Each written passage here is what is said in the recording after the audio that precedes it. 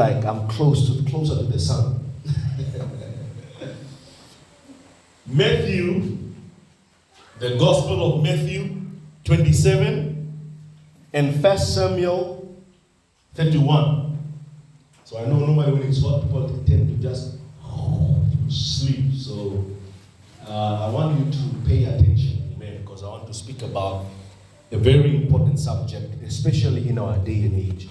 Matthew 27 and 1 Samuel 31. Those two scriptures, I want you to keep them, amen. And we are going to read them in a short while. Now, earlier, about a few weeks ago, I was reading the newspaper. And I read about a young girl. Now, I know this girl. She's from Tsumeb. Someone I've seen from far. And this young girl is, someone that is very happy. Her parents, very good people. But, it's not someone that I know well, but it's someone that you see from a distance. Parents, siblings, and a lot of friends. And this young girl, the story is told in the newspaper, that she was sitting. If you have been to Tsumeb, you'll see the welcome, right? There's trucks and cars are coming in. There's a welcome sign that writes, "Welcome Tsumeb," "Welcome to Tsumeb." Very beautiful sign. I believe it's the best in all the towns. But anyways, as this girl was sitting, the bystanders are giving a report. All right, they say that this girl was sitting down, just like holding her head, and the trucks are rushing into Tsumeb. And as this particular truck is coming in, this girl runs straight towards the truck. The truck driver, obviously, is trying to turn his steering wheel, trying to maneuver to get out from the way, but he ends up hitting the girl. And when he hits her and he's trying to get out, she goes back again so he can again hit her the second time until she dies. Here's somebody, and everyone, when they're asked, why did this young girl, just about 24, 23 years old, why did this young girl want to take her life? They are trying to understand. They ask the parents, there have been no problems. She was so happy. She didn't complain about anything. The truck driver was traumatized. He was rushed, to the hospital, the Tsumeb district hospital there. They begin to take him to a social worker because he's still wondering, how can someone just run in and I'm trying to escape, but they're still going in, until they killed this young girl. And the whole town was in shock because outside they are seeing this strong, loving, smiling lady, and now all of a sudden she's running into a truck so that she can end her life. And people didn't know. Now, what's very sad is, among our communities, we have Christians. But it's so sad that while we have Christians, we have an increasing number of suicide rate in our country, especially. We as children of God, Jesus said what? Be the light of this world. Let your light shine that the world may see your light. So that people who are hopeless, people who are down can come to us and receive help. But while we as Christians are here, people are committing suicide. They are seeing no hope. That's very disturbing. Let's read two accounts of suicide in the Bible. Matthew 27. We are going to start there. We'll read about the man most of you know, Judas Iscariot. This is a man who betrayed Jesus. He's someone who betrayed Jesus. Let's read from verse number 3. The Bible reads, "Then Judas, which had betrayed him, when he saw that he was condemned, repented himself and brought again the 30 pieces of silver to the chief priests and elders, saying, I have sinned in that I have betrayed the innocent blood. And they said, What is that to us? See thou do that. And he cast down the pieces of silver in the temple and departed and went and hanged himself." This man hanged himself after betraying Jesus. Let's move to another man who committed suicide in 1 Samuel chapter 31. I want to read from verse 4. The Bible reads, "Then said Saul unto his armor-bearer, Draw thy sword and thrust me through therewith, lest this uncircumcised man come and thrust me through and abuse me. But his armor-bearer would not, for he was so afraid. Therefore Saul took a sword and fell upon it. And when his armor-bearer saw that Saul was dead, he fell likewise upon his sword and died with him."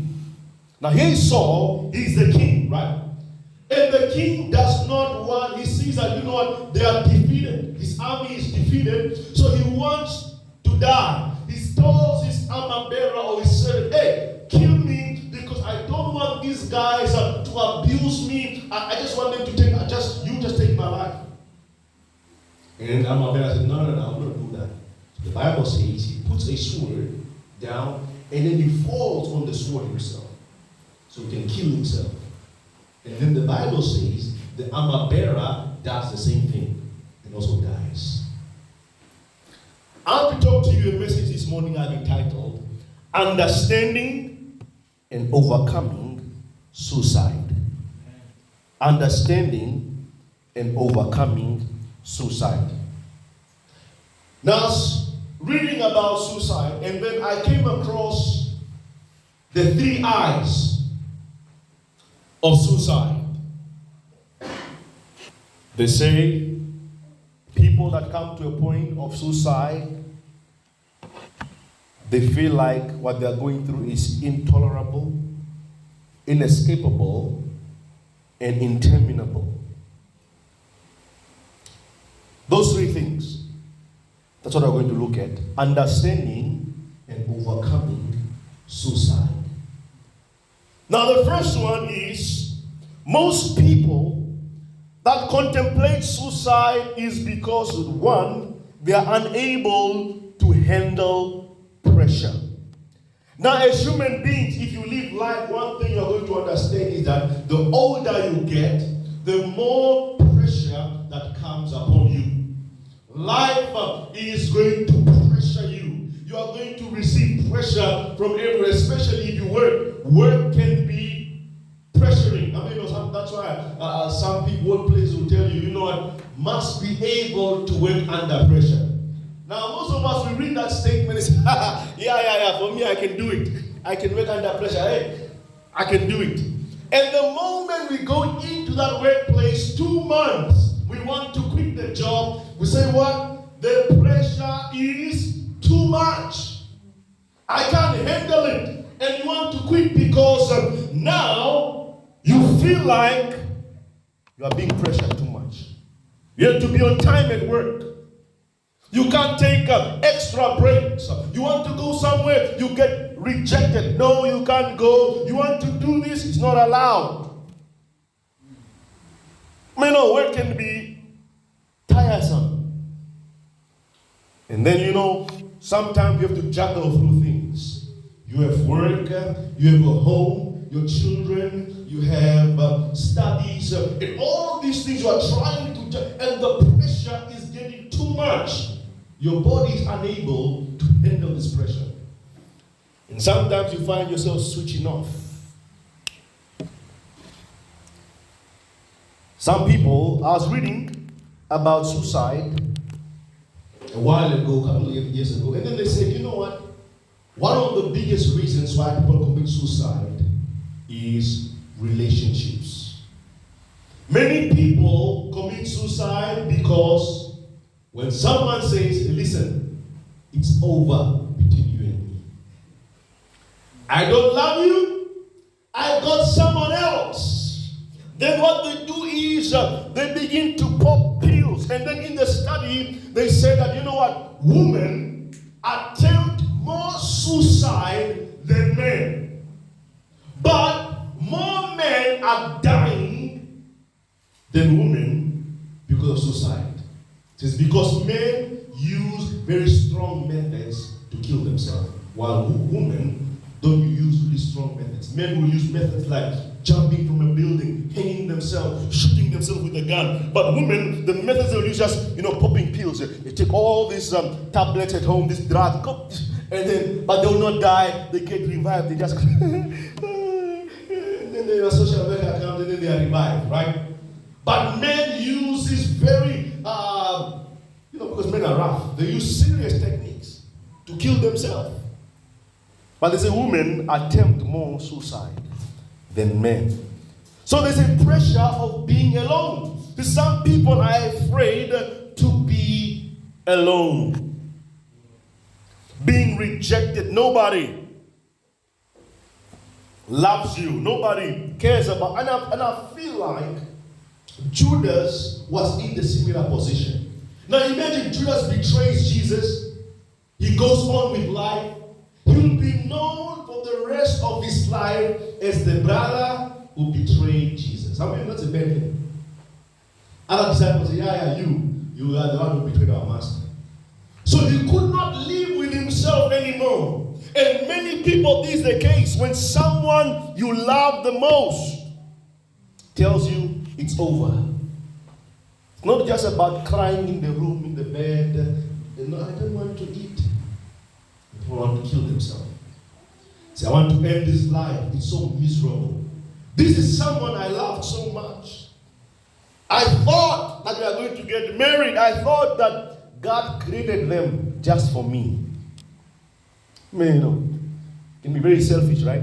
That's people, right? They feel like that person's life is just for me. No one else. The other is, going along with being alone is rejection. So many people are afraid to be rejected. Some people, they face rejection already when they were young. You know how they face rejection? Their father said, he's not mine. It's not my child. And they heard it. Again, the father, if you try to come, daddy, hey, who's your father? Rejection. And this rejection, this life of just being pushed away, they don't want to experience it. How many of you, you want to play football as a young boy with other kids? Say, no, you are out. You don't play with us. We don't want to play with you. That's rejection. And it hurts because you just want to have fun. But you face rejection. And even when we are older, we fight. We don't want to be rejected by people. We want people to accept us.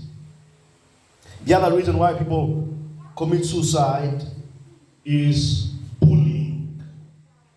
See, bullying is a serious thing. In fact, I want to run a campaign in schools about bullying because people don't understand the effects of bullying. Especially in schools, young kids bully each other.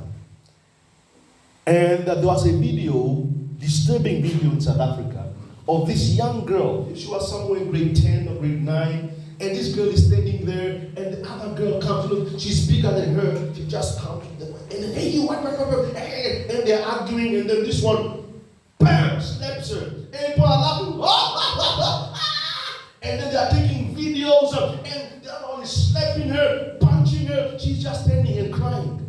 And the whole school is outside. They are laughing, wah! And they are taking videos. And they are uploading videos. That video that they took. And this girl just released I think it was a Facebook statement. She said, you know what?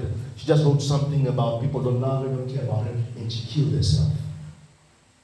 She died. Bullying is serious. People bully others. They call them names. They say all kinds of things, useless. And bullying, let me tell you, bullying does not just happen at school. Bullying can even happen at home. There are parents bullying their kids. There are husbands bullying their wives. There are wives bullying their husbands. Bullying each other. There are bosses who are bullying their employees. And the bullying just go on, and because I'm stronger than you, I'm more powerful than you, and you can just bully around your employee and you feel justified. But at the end of the day, when this person takes their life, it's the only time you're going to regret what you have done.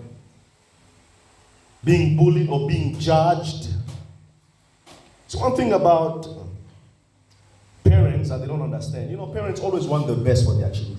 Always. But sometimes they get too overprotective. And through that, some of them, the only way they know is, the only way I know how to show love is I must give you a kick on the backside so you can be able to. That's what some parents, all they know. Love is okay, I love you, I must insult you so you can be man enough. And they say all kinds of things with their children. Scapegoat them. When you read some things, you wonder.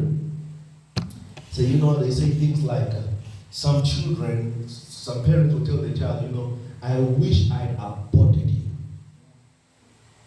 That's painful for a child.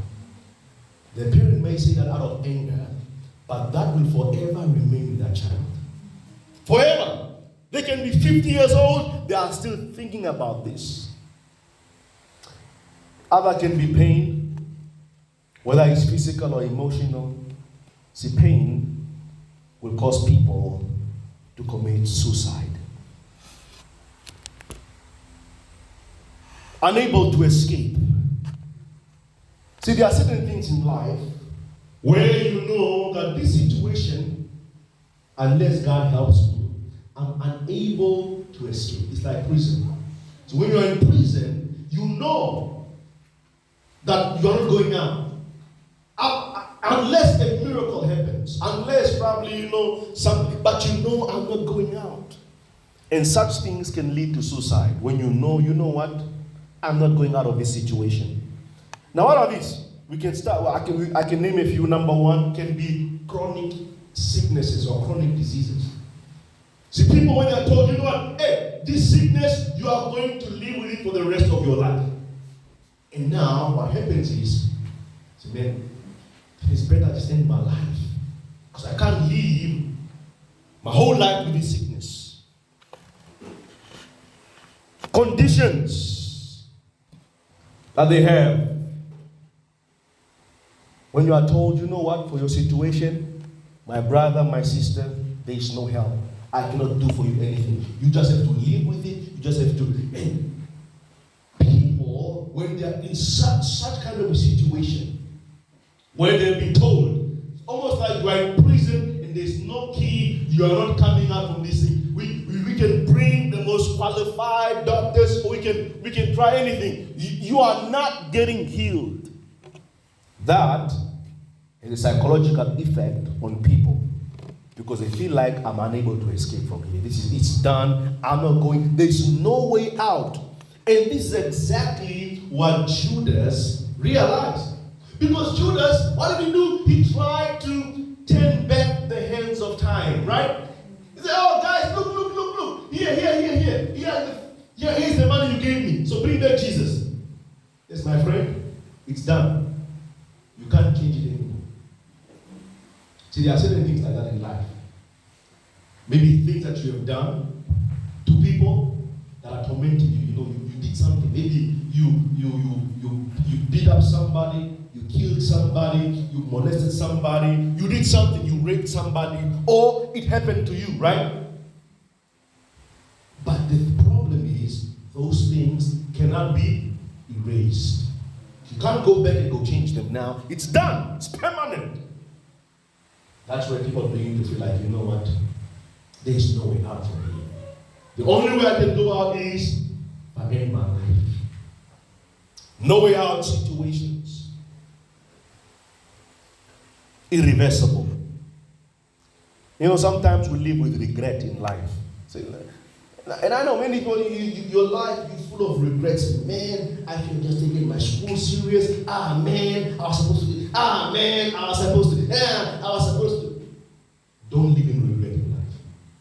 Don't, you know, when you live life, don't drive in reverse gear. Forward only. I tell you, don't live life, don't let me go back. No. Life must just be forward motion only. There should be no reverse gear in life. Always move forward. And Judas tried to make a U-turn. Whoa, here's your money, bring back Jesus. They said, bro, but it's done. You can't give you back Jesus. You've already betrayed him. And his blood is already on your hands. The other is when people begin to contemplate on how long the situation is going to last. That brings about people committing suicide.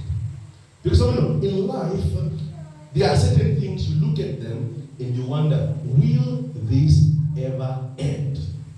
Will I ever be free from this thing? Man, and here you are thinking and contemplating, when is it going to end? How long am I going to be in this situation? Am I ever going to be free? And just this thought makes many people commit suicide. Because they just see, this is an endless thing. As long as I'm alive, it's going to be there. Most of you know about a famous Namibian rapper, Cannibal. He sings a couple of songs. A person with the name Cannibal. Very weird. But here is this guy, sang a couple of songs. You would think he's a happy guy. He kills himself. Left rotten in his home. But he's famous. He's loved. He has everything. Yet he's committing suicide. He has everything. But probably Cannibal was sitting and thinking, how long is this going to carry on? Let me just end it here. How long am I going to be in this thing of people shaming me? How long am I going to walk in shame? How long am I going to be bullied? How long am I going to live with this chronic illness? How long am I going to live with this headache? How long am I going to live with this rejection? How long? And just the thought of how long? And you thought it went, but then after 2 months, it's back again. How long? And people resort to taking their life. The other, fourth eye, is internet. I mentioned 3 eyes, right? The fourth eye is internet. Studies was done in the US, and they say one of the reasons why people commit suicide is social media. Because of this YouTube, Facebook, Instagram, TikTok channels. You know why? Because these people are showing they are showing an unreal image. They will show how their face is just perfect, their eyes are perfect, everything is perfect. And then they can get how many? They get 1 million followers and likes. You put your picture, 1 like, 3 followers, no comments. And you are like, my goodness. And you are looking at other people, man, they turn around to do their body, and everything is on point. The other guys and muscles are on point. And that begins to psychologically affect people, especially young people. They get psychologically they get psychologically impacted by all these images that they are seeing on social media. They see a young man driving a car, and the wheels are spinning. He said, I'm just 18 years old and I make all this money. But this guy just went and rented this car. He's driving it.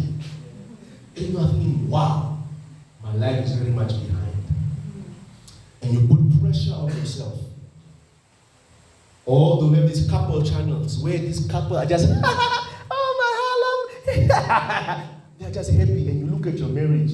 Each time you try to touch your husband or wife, every time they are fighting, what's going on?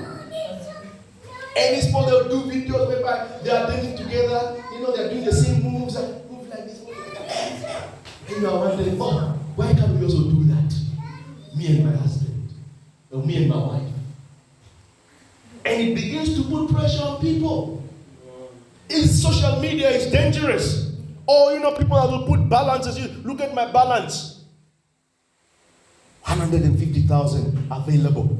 But they are lying. See, social media is dangerous.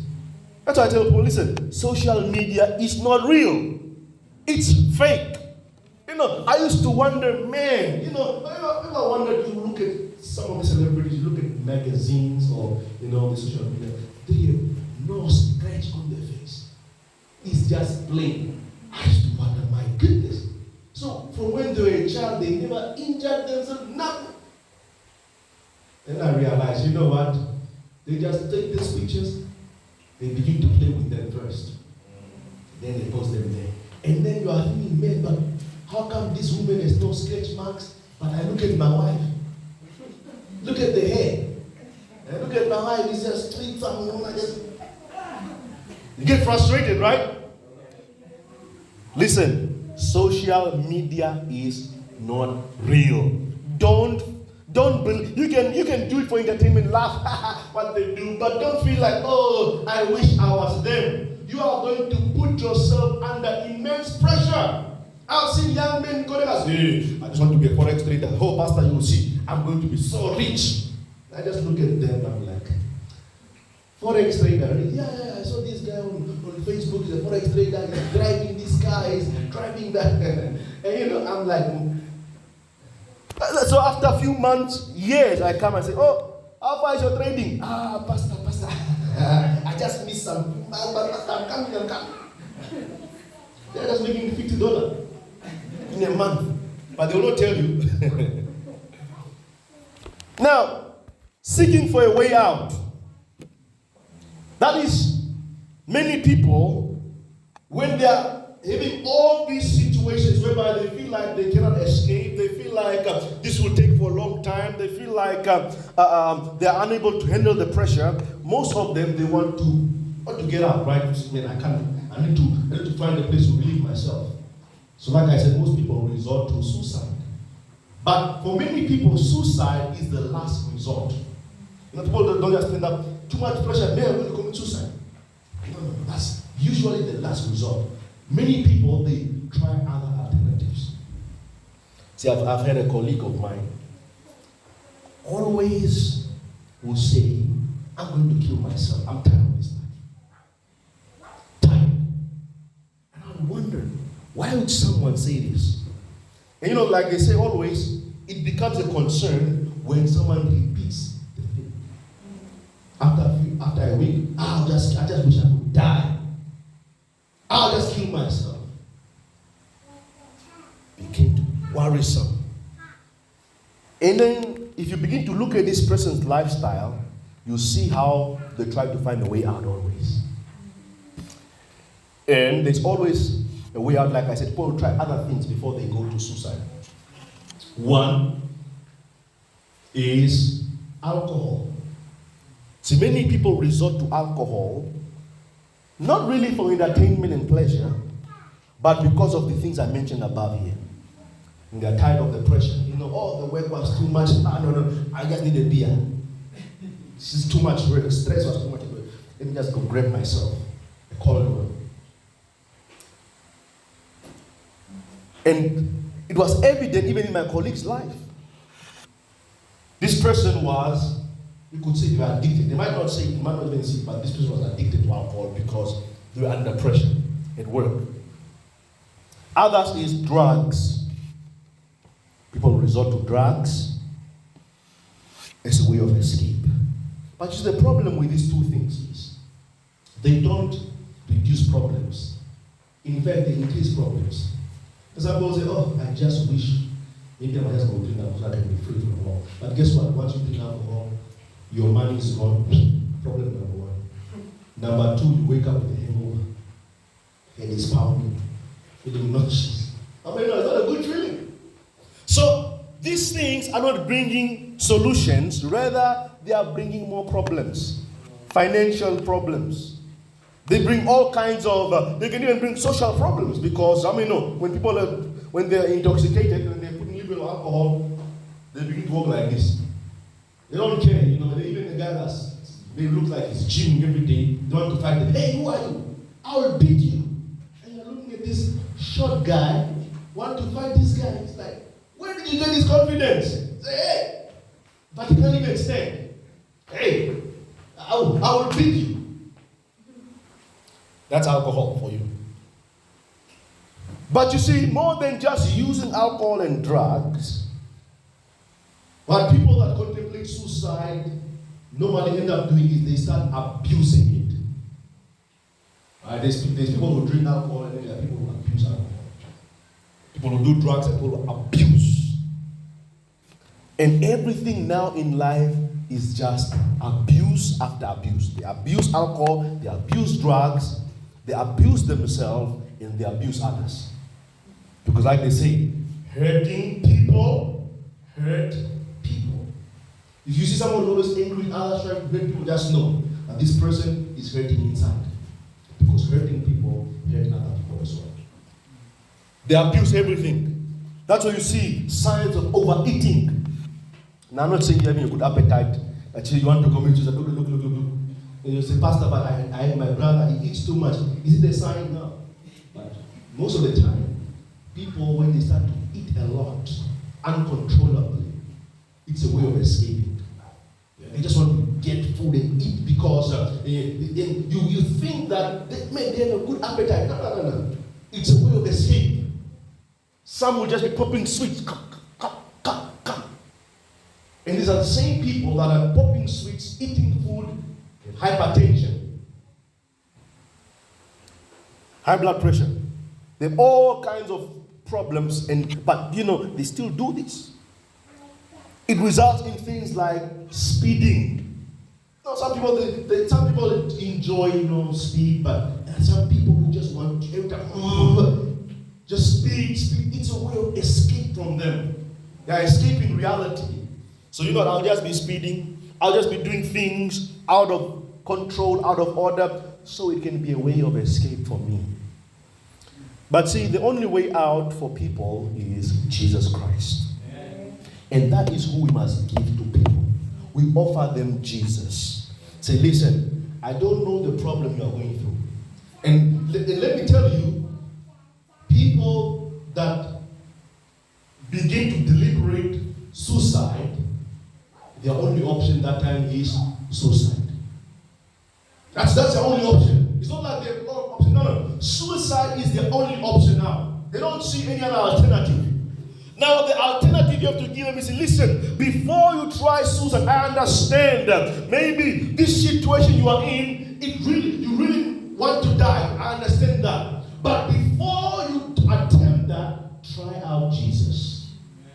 Before you do other things, can you just taste of the Lord and see that He is good?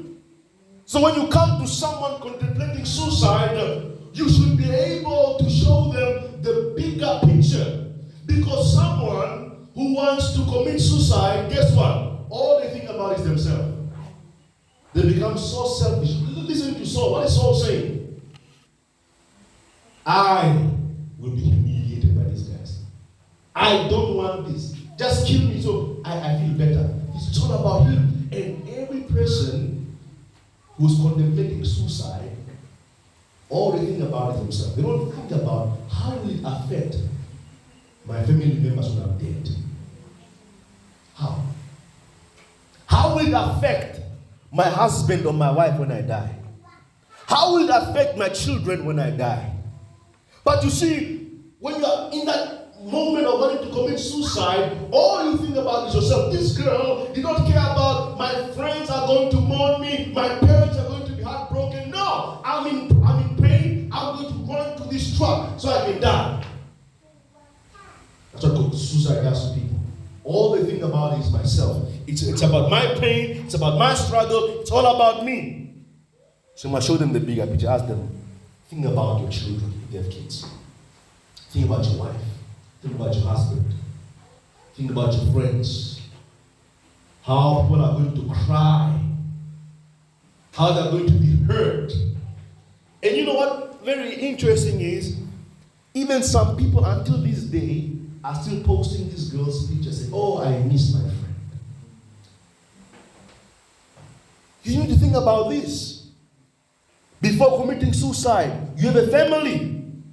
You have friends. You have people that still love you. The other thing you need to remind them is that there is more to life than just what you are going through. There is more to life. Life is not just about a partner. You know, like I said, life should never be lived in reverse. You know, you need to move forward. Someone rejects you, hey, cry if you have to cry over them. It's fine. You know, some people, like, if you cry over them, it's wicked. No, if you love someone and they leave you, cry if you have to. Be sad if you have to. But never take your life because of that. If you lose your job, or if you are unemployed, one of the reasons why many people commit suicide in Namibia, they said, top 3, it's relationships, unemployment, and academic results. One of the reasons why people commit suicide in Namibia is when they have no job. They feel horrible, they haven't had a job. And how many know how people get stigmatized? You don't have a job. You useless thing. You don't have a job. Go, you useless. Just eating and waking up, eat. People commit suicide because of that as well. Because they get stigmatized for not having a job. See, we need to introduce people to Jesus. Because Jesus took all of our shame on that cross. He hung there. He hung there on the cross. He hung there. He was naked. People came, they laughed at him, they mocked him, they scorned him. He took all our pain, our sickness, our shame upon himself so that we can walk in freedom. Hallelujah. That's how we overcome freedom, is by giving our suicide, is by giving all that we are to Jesus. If you see someone with contemplating suicide, show them the bigger picture. Show them the bigger picture. Like, you know what, my friend? You're only thinking about yourself right now. You're being selfish. Your children need you. Your wife needs you. Your husband needs you.